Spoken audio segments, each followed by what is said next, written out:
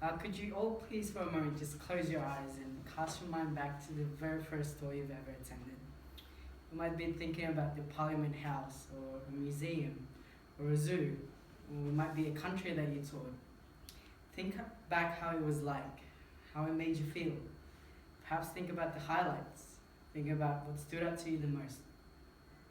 I'm sure you would say that it was very informative, interesting, and maybe you could even say that it was the most memorable experience of your life. You can now open your eyes. See, like whatever tour you were thinking about, every tour consists of three basic parts. There's the beginning, the middle, and the end. You would have a tour guide showing you in each stage of the tour and helping you understand the information that is being presented. And a tour usually begins in the simplest form, it simplest of understanding, and as it progresses, it becomes more complex and becomes more detailed. And you may also find that there are artifacts that are in display that has a significant importance to the tour. Now, my literacy journey can be likened to a tour. Like a tour, my literacy first took shape at the simplest of form. For example, I learned how to do my alphabets, and I learned how to read, I learned how to speak, I learned how to write. But as I progressed further into life, my literacy became more sophisticated, it became more abstract, it became more complicated. And eventually I learned how to analyze various types of text. I learned how to write essays, I learned how to present information in a formal setting. Now, I also have a tour guide in my literacy journey, and these are the social cultural influences in my life.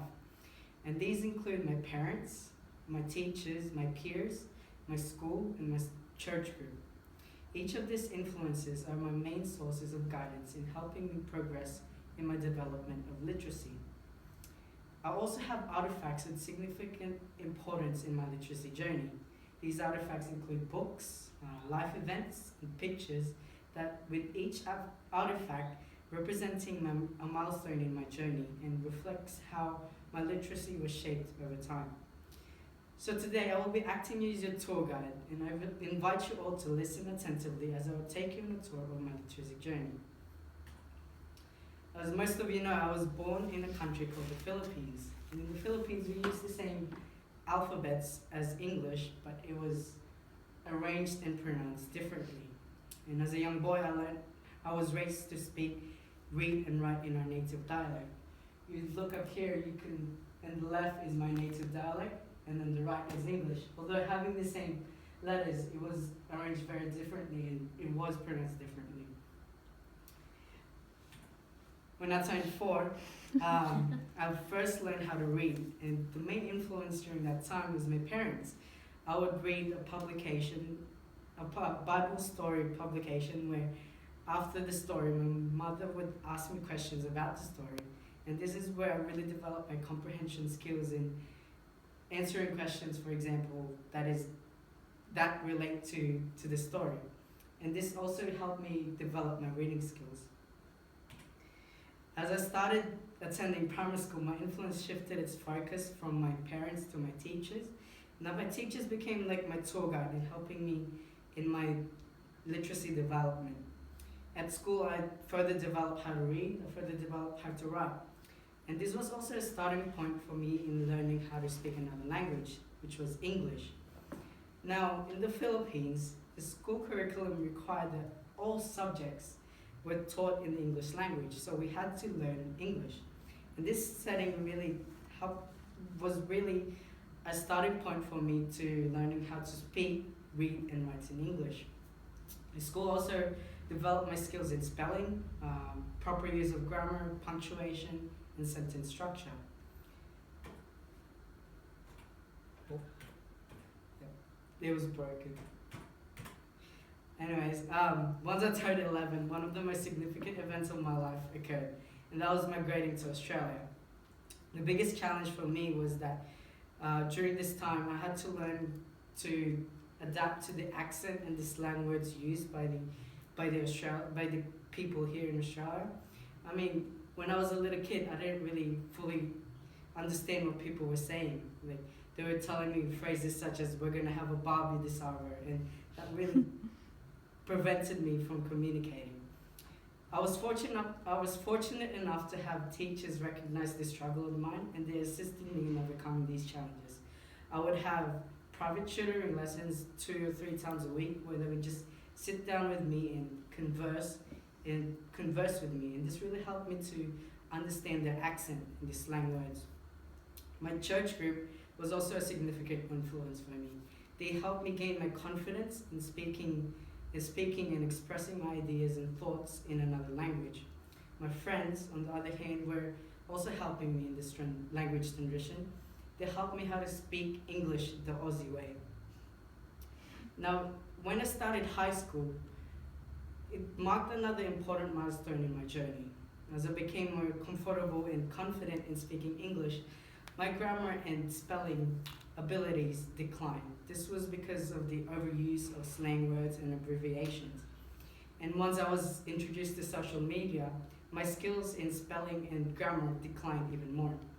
But in the latter part of my high school, I was required to sharpen my skills in these areas, especially in formal writing.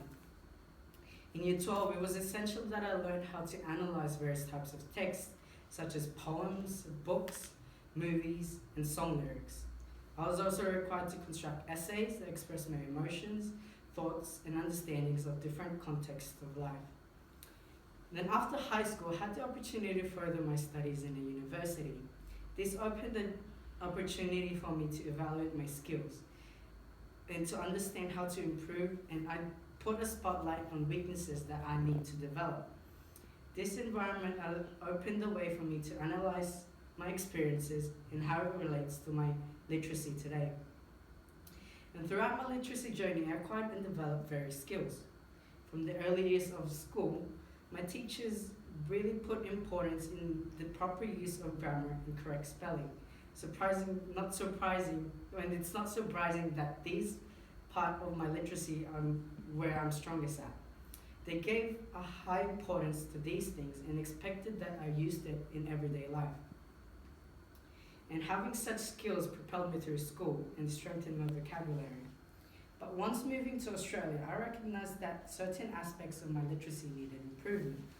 For example, because I was heavily focused on my spelling, grammar, and punctuation, I found it difficult to use my visual literacy.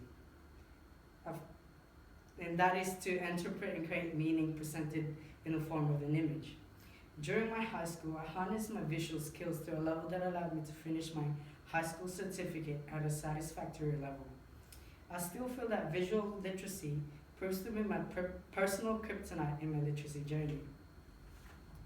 To conclude, can I get you all to think back once again to that tour that I mentioned earlier?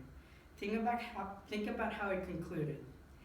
Would you say that you knew more about the place at the end of the tour than you did at the beginning? I'm sure you did. But unlike a normal tour, my literacy journey does not have an end.